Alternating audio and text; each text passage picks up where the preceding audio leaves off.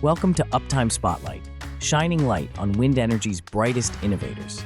This is the progress powering tomorrow. Welcome to the Uptime Wind Energy Podcast Spotlight.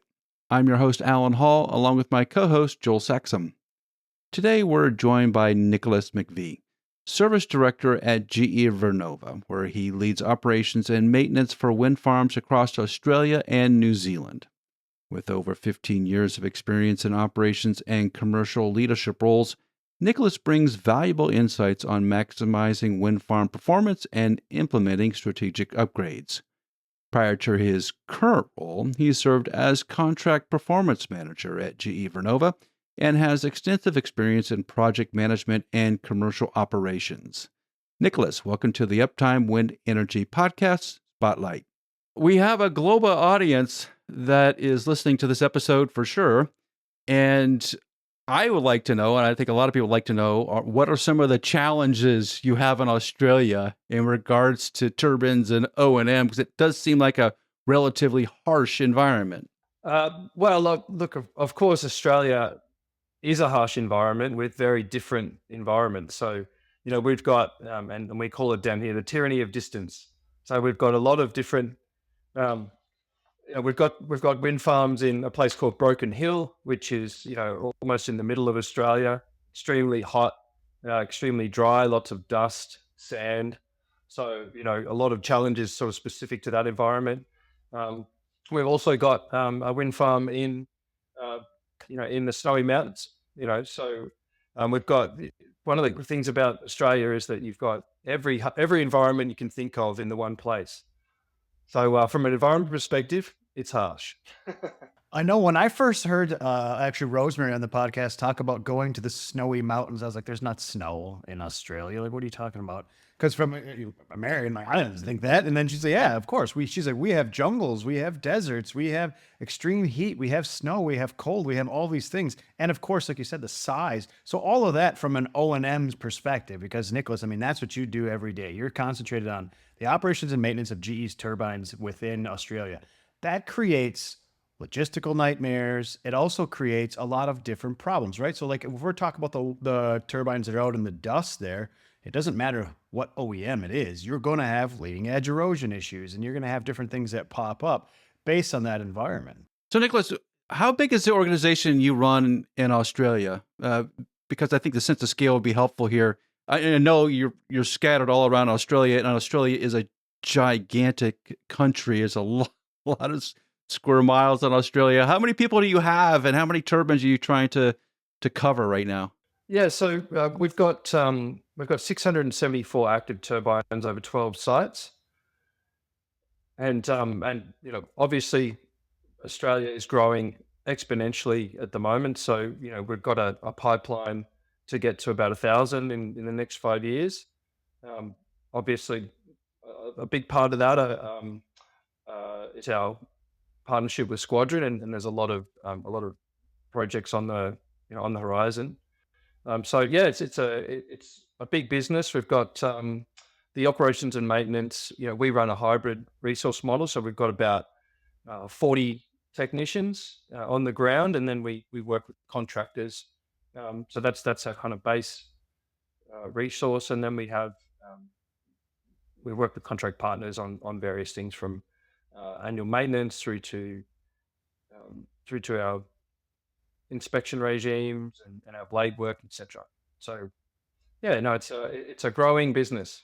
What size turbines do you use in Australia? In the U.S., a lot of them are 2 megawatt machines primarily, but in Europe they tend to be much larger. What's the focus in Australia? So we have predominantly 3X at the moment.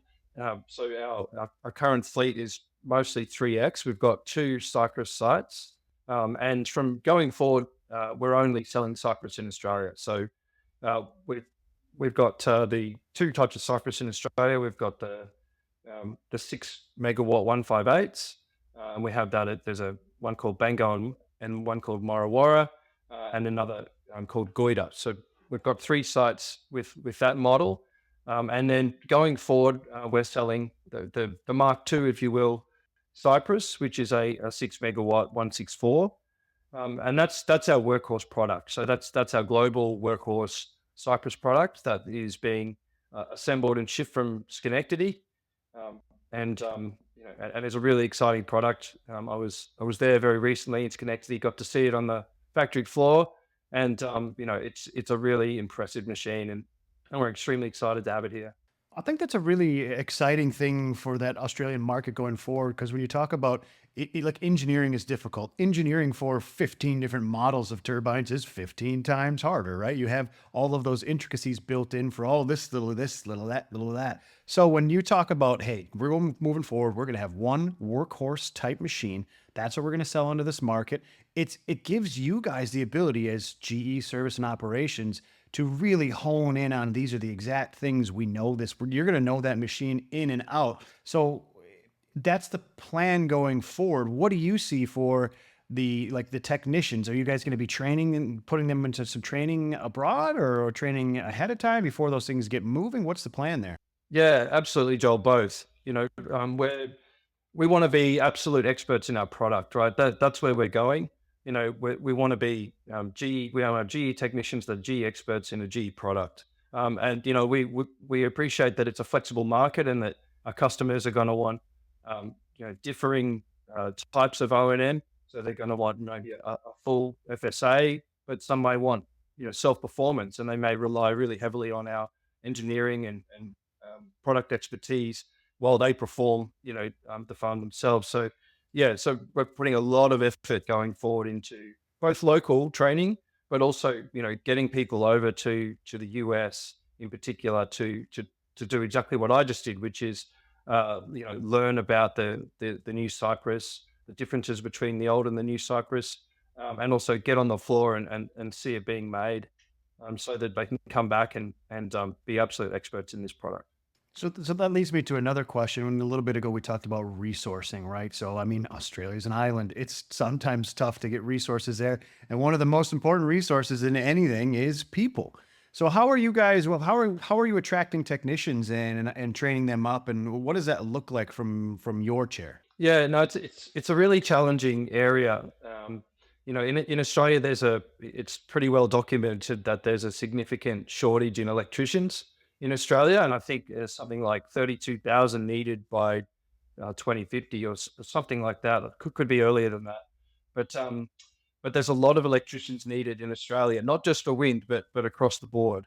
So we're really, and I guess we really want to be a little bit different in the way that we hire and treat our people. We want our technicians to be GE technicians. We want them to be really buy in and really want to be part of GE and see where this company is going.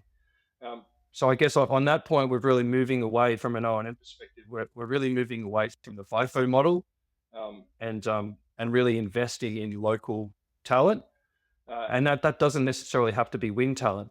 So, we're really investing in the transition. We've had a lot of people over the last sort of 12, 18 months that have come into wind straight out of a mine. And they've never seen a wind turbine before, but they're really experienced electricians, got a really great safety record, mature, mature talent. And we're just kind of showing them the wind industry and really grabbing onto that really amazing talent and experience, and then applying it to turbines. So we're finding that is really working. Sure, it takes a little bit longer, and we allow sort of 6 months for somebody to get up to speed, and get through their training and get through their understanding of GE as well. I mean, GE is Vernova is a company that is an extremely large company with its own nuances and systems and and ways of working. So we've got to get them into that as well. So, but no, we've seen some fantastic results, and I guess the key thing there is that we're not necessarily looking for people that have wind experience. We're looking to get the best talent, in a local area so that they can go home every day, and have a really great work-life balance as well. So in terms of scale then, as Vernova is going to grow substantially in Australia, how are you trying to manage that? You're bringing in Cypress turbines. Those are big turbines. 6 megawatts are big machines. And sort of the scale, Squadron Energy being one of your larger customers, they're also in terms of scale, a really big renewable investment coming from Squadron. That's a lot of ramp up in a short amount of time.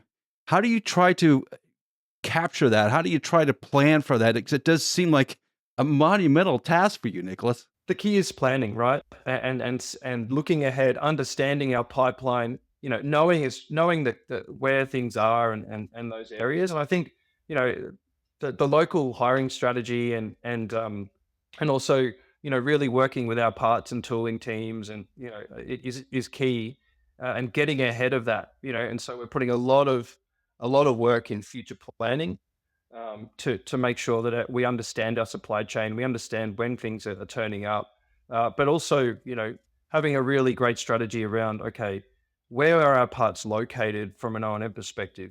Which ones are, from the site to, the local warehouses to our, our APAC warehouses. So one of the good things about being Australia is you're not that far from China. So, we can have some really great lead times, coming from China. As long as we understand that and know that, we can plan ahead and we can make sure that we've got enough in country, for the immediate needs, but also, we've got some really great, safety spares that aren't that far away. Yeah, the planning for parts is so critical to future success. I know in the States right now, getting access to some parts is really difficult.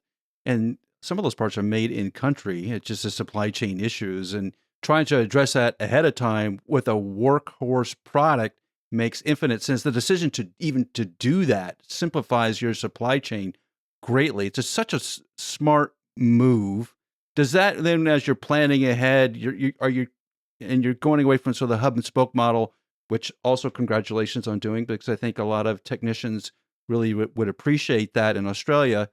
Those two things really set you up for future growth. And I know when we talk Australia on the podcast quite a bit, full service agreements always come up, that we see some really long 30-year full service agreements, which just seem kind of out of norm with the rest of the world.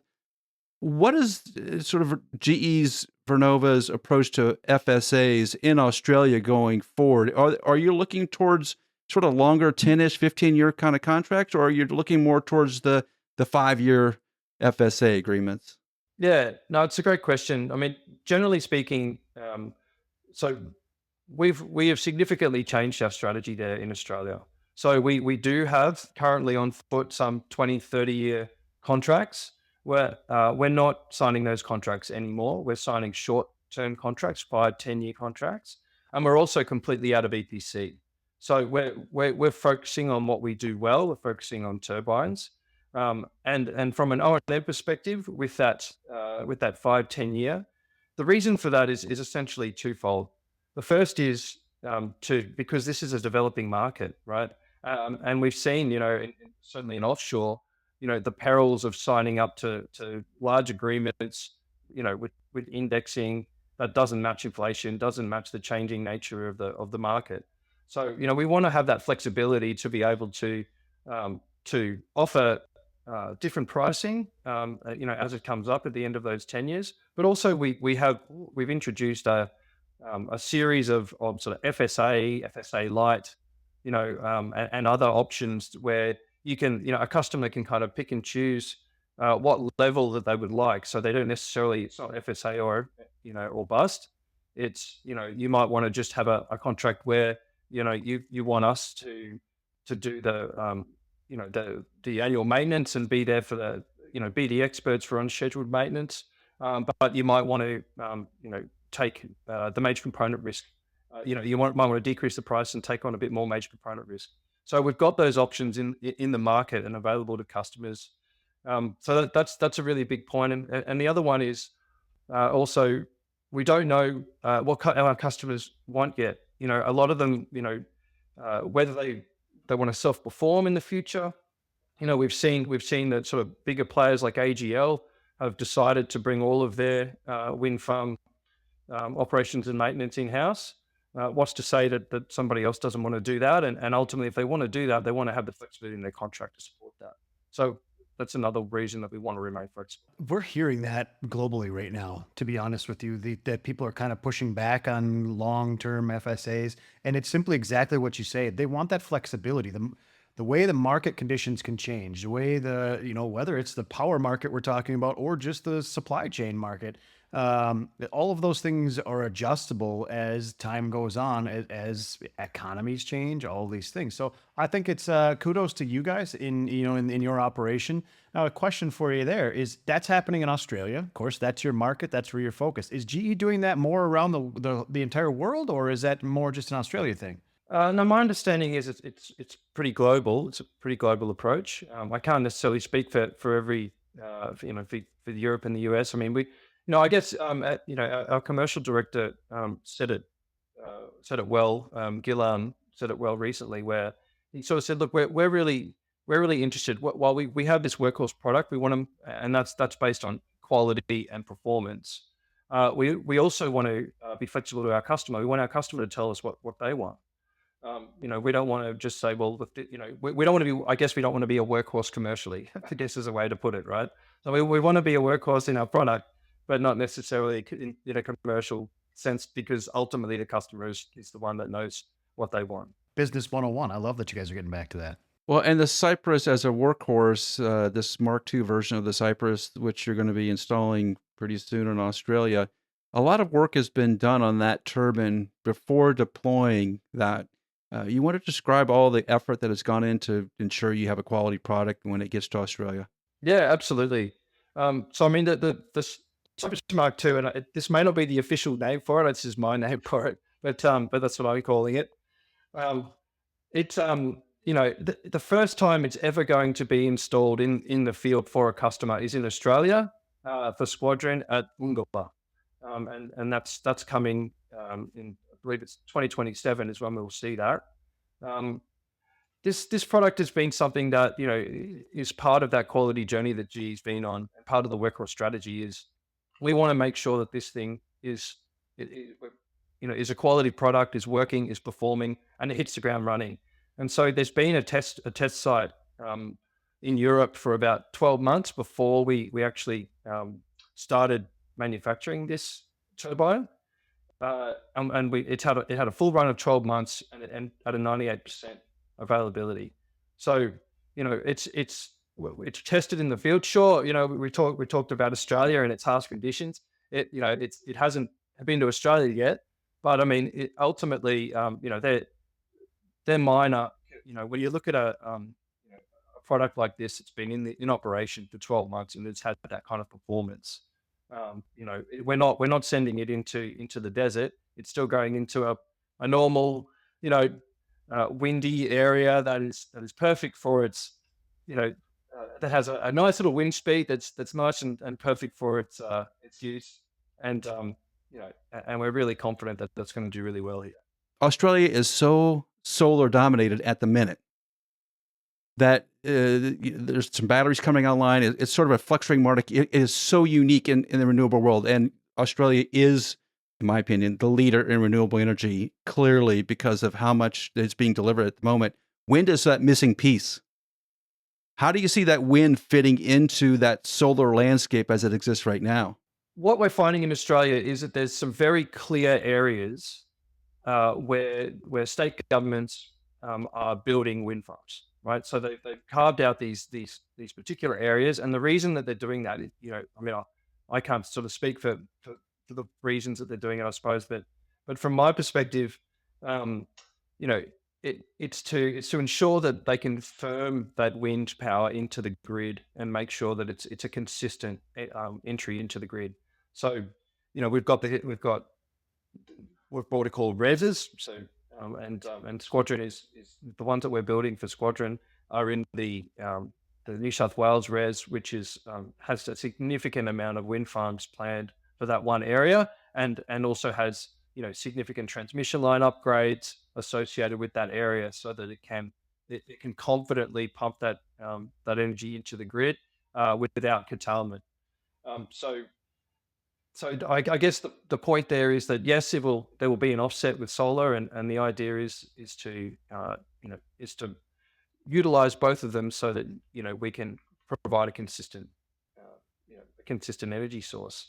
So that's where it's going. And there are, from what I mean, I'm not an expert. I'm sure maybe Rosie would have a lot better idea about this, but you know, what you see is that there are some very significant transmission pathways, around New South Wales, the top of Victoria down to South Australia, where these res areas are pumping into that. So is Vernova, being an international company in electricity, generally speaking, they're involved in interconnects and all the grid infrastructure, and it's a great business right now. If you look at GE Vernova, the infrastructure, electrical supply is fantastic. Is that a business that Vernova is going to pursue in Australia because of this interconnect issue and the distribution of power from windy areas to the cities? Yeah, absolutely. Yep. I mean, we've got a really strong grid team here already. We've seen, well, certainly from the time that I've been at GE Vernova, I've seen a significant kind of increase in the I'd say the relationship that our grid team is having with AEMO and having with the NSPs. And we're starting to really see a breakdown of a lot of red tape, which is really encouraging. Of course, we always say that they need, the less red tape, the better. But I think what we're finding is that it's all about that relationship. Them, regulators and NSPs understanding our product, understanding, the underlying factors that are involved in generation. So we've really got to be on the front foot with that and really transparent as much as we can be to give them the confidence they need to allow our customers to generate. So that's really where the grid team is really assisting. Well, that's why you choose GE Vernova, is because they can create the power generation piece, be it wind or in the U.S. sometimes natural gas, and they're big in both those areas. Plus the distribution equipment, you want them to work together. And GE Vernova brings that as a package in a lot of part of the world, which makes complete sense. It just simplifies the process and getting the grid infrastructure and the power distribution already set up as one item. Now, Australia is poised for big growth, as we had discussed, in wind. What does that look like over the next year or so? You mentioned what it looked like over the next couple of years. What does your next year look like? How busy are you going to be? We're going to be extremely busy for the foreseeable future. So we've got, which is fantastic, and it's not just us, right? It's our competitors in this market as well. It's a really strong market, and there's some really great customer relationships happening, and there's some, our supply chains are looking really strong. So, I guess it's over the next year. There's I guess I could talk from a project perspective. We've got Goita, which is the key one that we're working on at the moment. It's about halfway through. It's 75 Cypress turbines. They're 6.0158 turbines, and aiming to have that sort of finalized and in production next year. So that's probably the key one for next year. From an O&M perspective, we're really just continuing to make sure that we're set up correctly and for the future. For me, it's really about making sure that I've got really robust safety processes, really robust production, and productivity, and making sure everyone's happy, right? And that we've got the right people that are doing a really good job, and that it's an industry where availability is always what we're striving for, but there's only so much you can plan for. But we really want to work with our customers to give them the forward data that they need to be able to understand their generation and work with us. So, I guess the key thing that we're doing at the moment is we're putting together, 12-month look ahead availability forecasts, presenting those to our customers, and then say, look, how does this work with your generation budgets? Do we need to shift something? Can we move things around to make sure that you're increasing your generation while allowing us to do our work for you? So having that conversation and that relationship with the customer really make sure that even if we do have something, some major component work to do that might kind of take the farm down for a little bit, that's understood, and that we're ensuring that we're not, that the generation losses are minimized. So that's our focus. A really strong, happy team and a really strong relationship with our customer is really what I'm focused on for the next year. So if you're interested in connecting with Nicholas and buying some of these new Cypress turbines, or working with Nicholas as part of the O&M team, how do they connect with you? How do they reach you? I mean, they can always email me or Big Ding. Yeah, if you want to get into wind, now is the time in Australia. You don't want to miss out. You want to get hooked up with GE Vernova as quickly as you can. Nicholas, thank you so much for being on the podcast. It's been great speaking with you. We will see you in February for the O&M conference, and we're going to have a great time. So thank you so much for being on the podcast. No worries. Thanks, guys.